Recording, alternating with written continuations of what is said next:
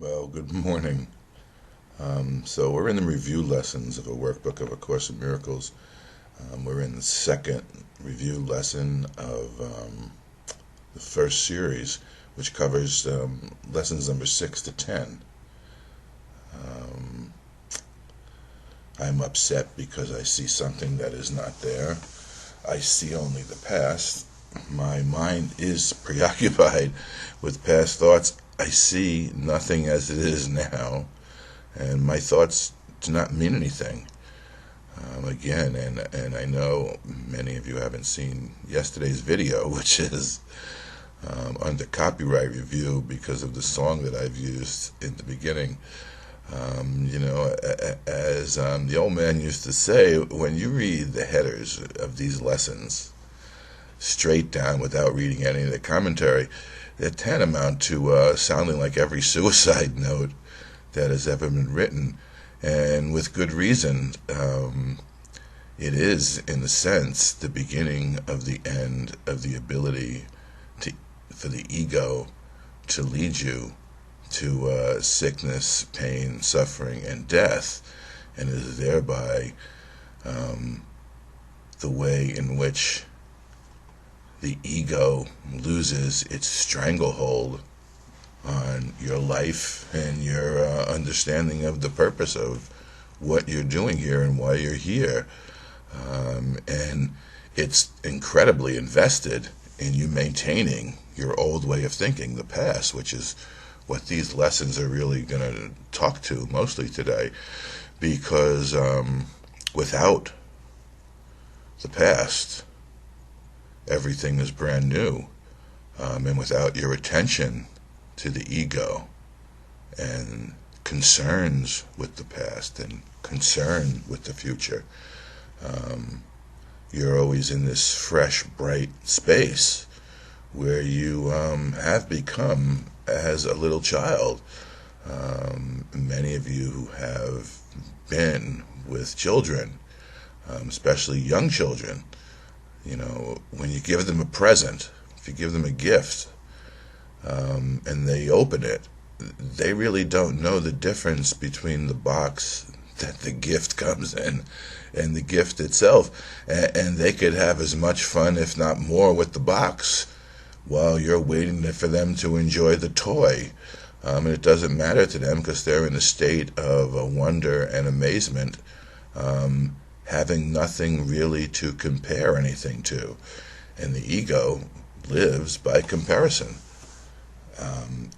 One of the things, first, I am upset because I see what is not there. First line is true, and everyone, there's a line in the Course and says everyone at some time has had an experience of light.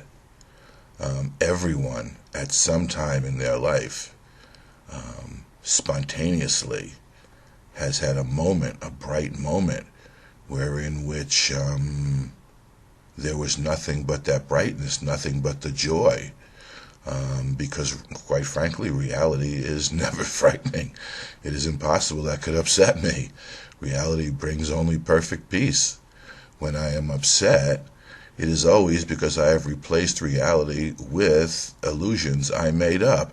Now, part of the illusion that we have made up is the utilization of comparison to maintain the life of the ego.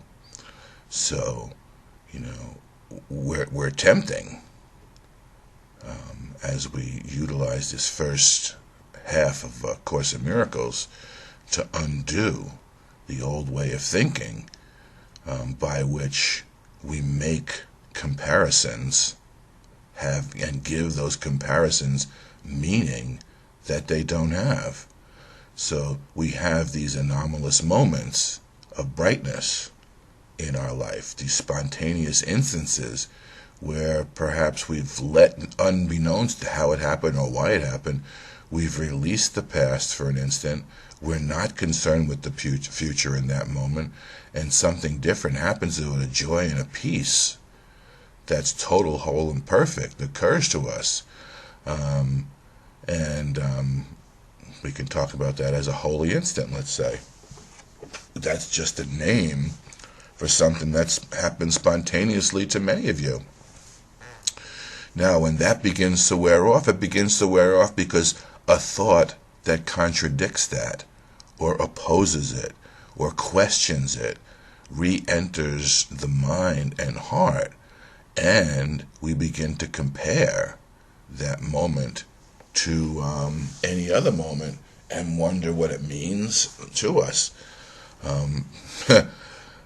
Many of us in those instances, especially if we were with another person, have thought that we've fallen in love, and because of that moment, we set up a future, making that moment past, and attempting to live as if the future is going to recapture that moment, and it never does, because that moment always comes when we release ourselves from the past, therefore freeing our future to be unlike it was, and we live in the newness of the now moment.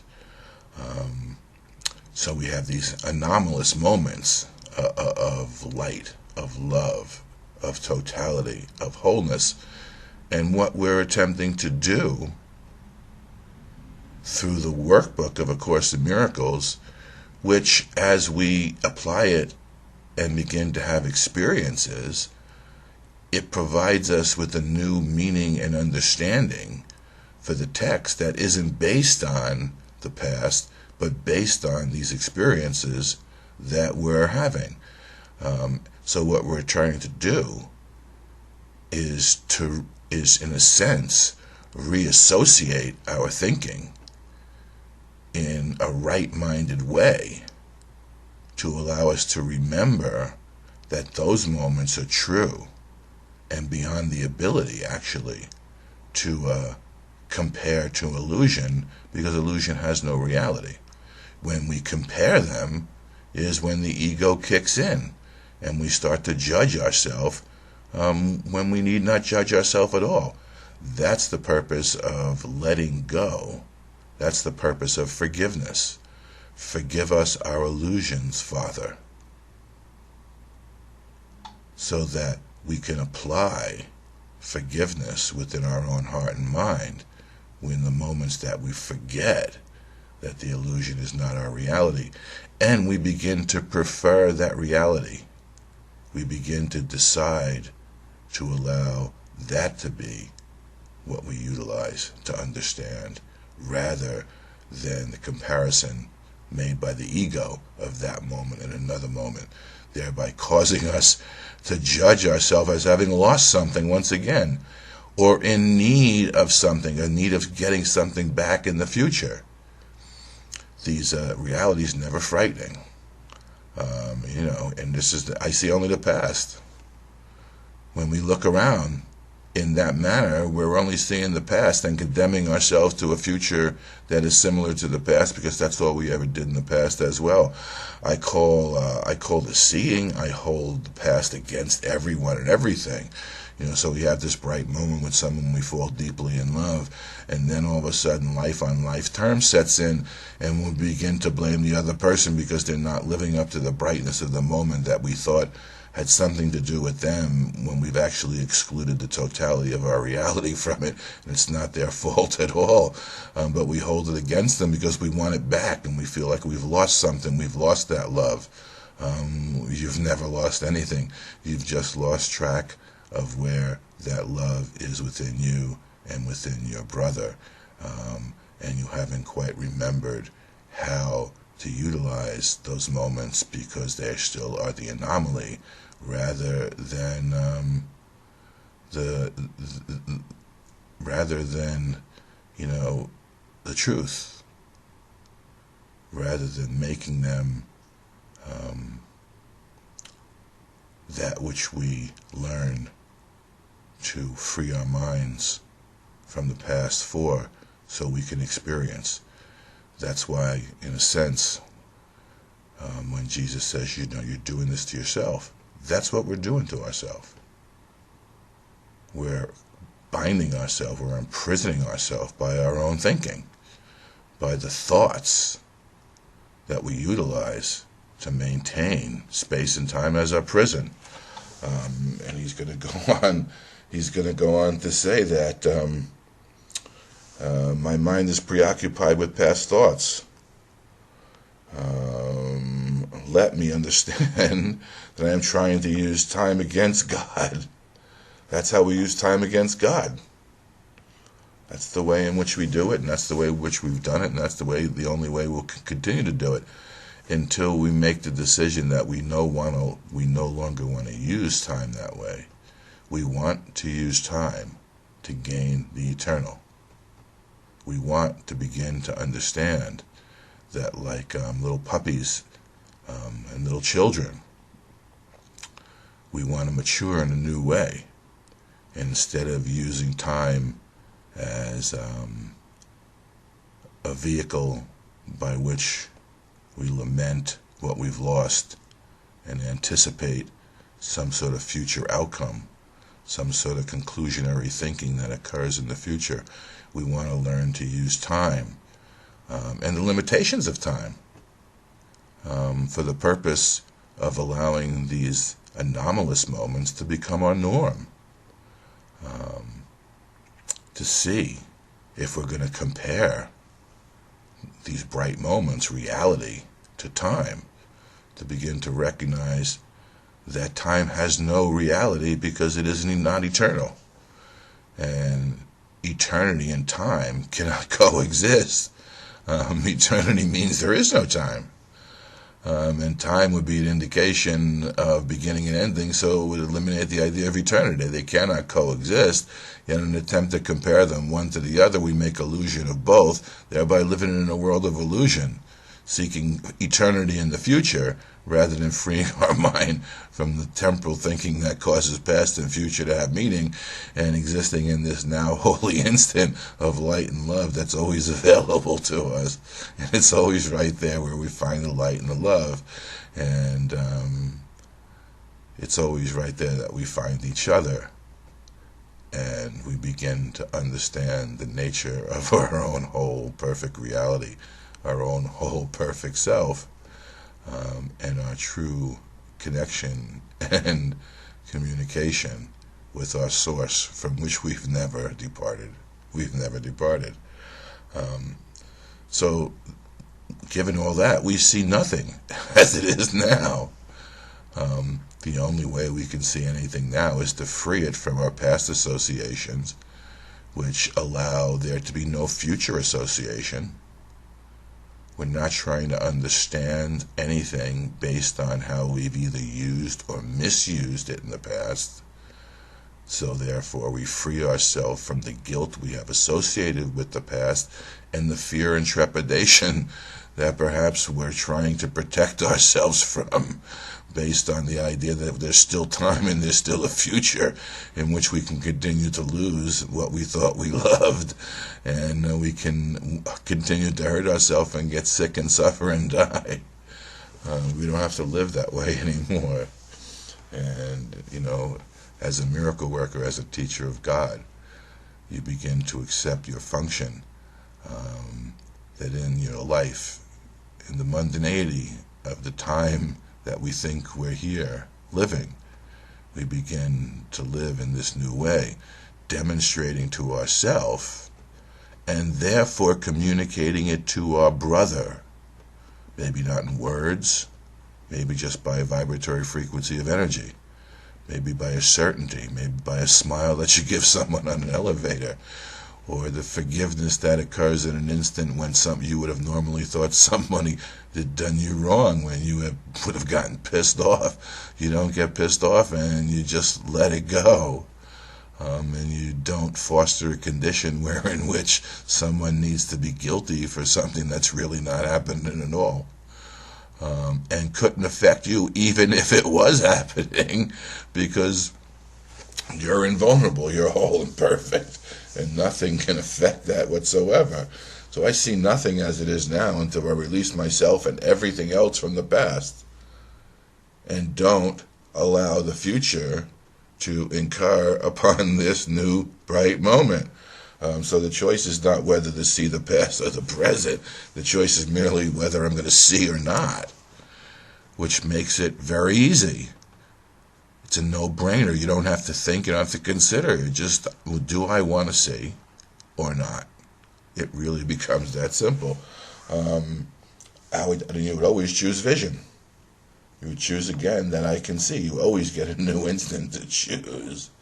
You can always choose again and start right here, right now. And my thoughts don't mean anything. I have no private thoughts. You have no private thoughts because the nature of your soul, of who you are in reality, is to share everything wholly, which is why we can share in the resurrection of life through the experience of Jesus Christ in his sojourn. Because as a soul, the understanding and the certainty and the knowledge and the life of the soul is what we share normally, and we're always in communication with all souls all the time. We may block that communication by thinking in terms of future and past, and by thinking that the learning of the world is what causes us to survive or not survive, but none of that is true. So we really have no private thoughts yet. It's only private thoughts that we're aware of because the thoughts we think are not our true thoughts, but we constantly think about them. And we think about them because we're attempting to control something that's way beyond our control, nor would we want it to be.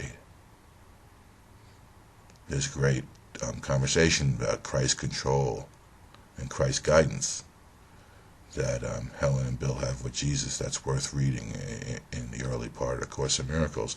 So my thoughts do not mean anything, yet it is only private thoughts that I see now. What can they mean? What can the private thoughts mean? They do not exist, and so they mean nothing. They do not exist, so they mean nothing. It's not whether they're good or bad, it's whether they're meaningful or not. And if they do not exist, they cannot have meanings. If they cannot have meaning, they can't really affect you. That doesn't mean you can't think they affect you. But in truth, in reality, they can't affect you whatsoever. Yet my mind is part, here it is, my mind is part of creation and part of the Creator himself. Would I not rather join the thinking of the universe than to obscure all that is really mine with my pitiful, meaningless, private thoughts? And in your right mind, there's no one in the world who would not prefer that.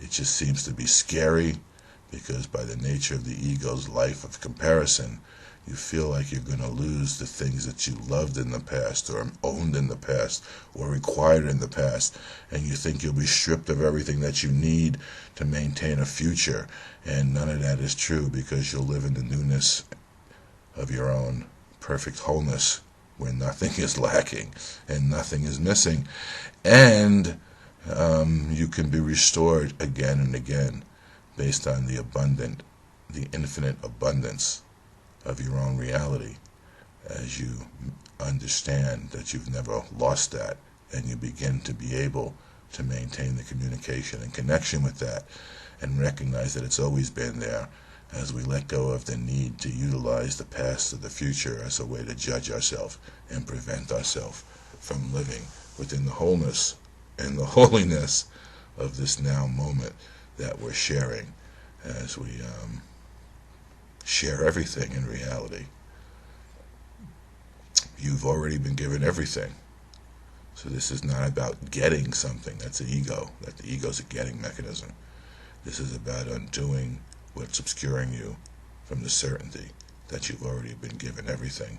So therefore you can forgive yourself for the foolishness of the past and free the future to be unlike the past and live in the eternal infinite abundance of your own true nature as a part of creation, as a part of the Creator, and as a citizen of the eternal universe of light and love.